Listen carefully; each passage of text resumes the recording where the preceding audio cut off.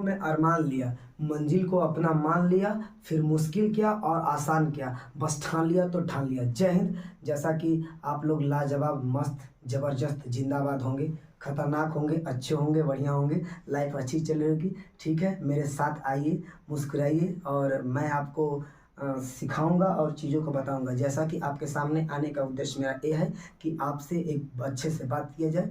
आपका पेपर बीच में आ चुका है, जो कि 16 फरवरी को अनाउंसमेंट कर दिया गया है यूपी बोर्ड के द्वारा कि आपका बोर्ड एग्ज़ाम अब सामने आ चुका है। तो देखिए, टॉप करने वाले बच्चे अपना मेहनत करेंगे और जो जैसा मेहनत करेगा वैसा सफलता पाएगा, क्योंकि पता है आपकी कामयाबी का राज पता है कौन है? आप नहीं जानते हैं। आपकी कामयाबी का राज आप ही हैं और कामयाब लोगों को खुद ढूंढते हैं। कामयाब क्यों ढूंढते हैं आप? कामयाब लोग ऐसे नहीं मिलते, आप खुद ही कामयाब बनिए, शायद किसी और की तलाश आप पे पूरी हो जाएगी। ओके, तो जैसा कि आपका बोर्ड का एग्ज़ाम 16 फरवरी, हमने एक बार फिर से मैं रिवाइज कर देता हूँ कि जैसा कि 16 फरवरी को आपका एग्ज़ाम चलने वाला है, तो उसके लिए अब आप तैयार हैं? आपकी कितनी तैयारी हो रही है खुद से पूछिए। कितना आप पढ़ रहे हैं, कितना कवर कर रहे हैं? आपको चीज़ों को सीखना चाहिए। और जो बच्चा, जो स्टूडेंट मेरा वीडियो देख रहा है, अगर आपको लगता है कि मैं चीज़ों को नहीं सीख पा रहा हूँ, तो उसे बिल्कुल है कि कवर कीजिए और चीज़ों को अब मेहनत कीजिए। अब आपके पास वक्त नहीं है, क्योंकि देखिए, याद रखिए, वक्त, ये वक्त के हिसाब से आप नहीं चलेंगे। वक्त आपको चला देगा, सिखाना चला देगा कि कैसे, कहाँ पे क्या करना चाहिए। और आपका सिलेबस जो है उसके हिसाब से हम बात करेंगे। देखिए, अब मेहनत कीजिए और सोइए मत। सोना आपका कम कर दीजिए और हो सके तो अब थोड़ा सीरियसली हो जाइए। ज़िंदगी में थोड़ा सीरियस होना भी आपके लिए एक सफलता का कारण बन सकता है, इसलिए थोड़ा सा सीरियस हो जाइए और अपने पढ़ाई को लेकर थोड़ा सा मैच्योरिटी दिखाइए। ठीक है, आइए, हमारा इस समय उद्देश्य सिर्फ और सिर्फ आपको मोटिवेट करना, ताकि आप अच्छे से बेहतर आप प्रिपरेशन कर सकें। देखिए, क्योंकि आपका सिलेबस आप नहीं पूरा करेंगे तो कौन करेगा? आप बताइए, आपका सिलेबस आप नहीं पूरा करेंगे तो कौन करेगा? बिल्कुल है कि आप ही को करना पड़ेगा। जैसे स्कूलों में और कोचिंगों में हमारे फ्रेंड होते हैं, तो टेस्ट होता है, चाहे एग्ज़ाम कोई भी होता है, हम तो एक दूसरे से फ्रेंड से देख कर नकल मार के कर लेते हैं। क्या आप बताइए, क्या बोर्ड एग्ज़ाम में क्या ऐसी सुविधा मिलेगी आपको? जी नहीं।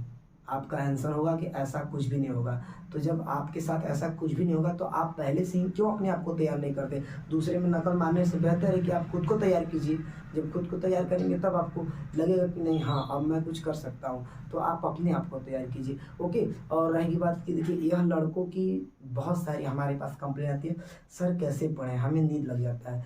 तो नींद लग जाता है तो हमने आपको बताया है कि क्या कीजिए, जब आप बैठिए पढ़ने, तो 20 या 30 मिनट जितना आप पढ़ पाते हैं शुरुआत की पढ़िए। अगर उसके बीच पढ़ते पढ़ते नींद लगती है तो 10 मिनट बाहर जाके घूम लीजिए। और ये नहीं कि रज़ाई में, जाड़ा का दिन चल रहा है तो रज़ाई में पूरा एकदम कंबल तान के और ऐसे किताब लेके पढ़ते रहे, तो पढ़ते पढ़ते पढ़ना एकदम आराम से सो जाएंगे और ऑफलाइन जल्दी हो जाएंगे। और जल्दी ऑफलाइन जाएंगे तो याद रखिए, ऐसे ही अगर ऑफलाइन हुए तो आपका एग्ज़ाम भी ऑफलाइन हो जाएगा। ठीक है, ताकि आप अपने उस चीज़ों पर ध्यान दीजिए और उसको कवर कीजिए। रहेगी बात कि हम बताते हैं लंबे समय तक पढ़ने का एक बेस्ट मेरा एक्सपीरियंस है, मैं अपना साझा करना चाहूँगा आपके साथ। आप क्या कीजिए कि चीज़ों को, किताब को, जो चीज़ें हैं उनको लिख कर पढ़िए, ताकि आप लिखते रहेंगे तो एक एक्टिविटीज़ होती रहेगी। और जब एक्टिविटीज़ होगी तो पक्का है कि आप जागते रहेंगे। जब कोई एक्टिविटीज़ नहीं करेंगे, चुपचाप बैठ के बस किताब पलटेंगे, तो ज़्यादा नहीं पढ़ पाएंगे, आप सो जाएंगे। इसलिए बेहतर है कि आप लिखते रहिए। दो चार, जैसे आप एक आध घंटे लगातार लिखते रहेंगे ना, तो लिख लिख के पढ़ेंगे, आप लंबे समय तक जितना चाहेंगे उतना टाइम तक कवर कर पाएंगे और पढ़ पाएंगे, है कि नहीं? तो इन चीज़ों पर ध्यान दीजिए। ठीक है, और बाकी जैसा भी आपको वहाँ पे, देखिए, यह एग्ज़ाम है, कोई ज़िंदगी का बहुत बड़ा पहाड़ नहीं है। इसलिए आप, ज़िंदगी में कुछ भी इम्पॉसिबल नहीं है। Nothing is impossible, everything is possible.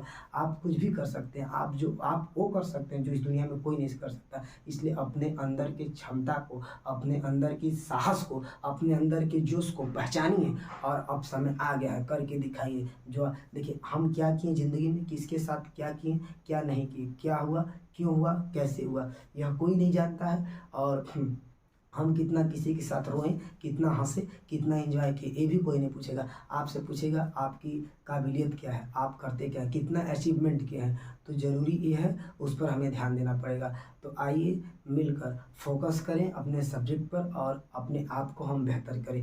किसी से आप तुलना मत कीजिए, आप अपने आप को इतना कंप्लीट कीजिए ना कि लोग आपके फॉलोअर्स बन जाए। किसी का आप फॉलोअर मत बनिए।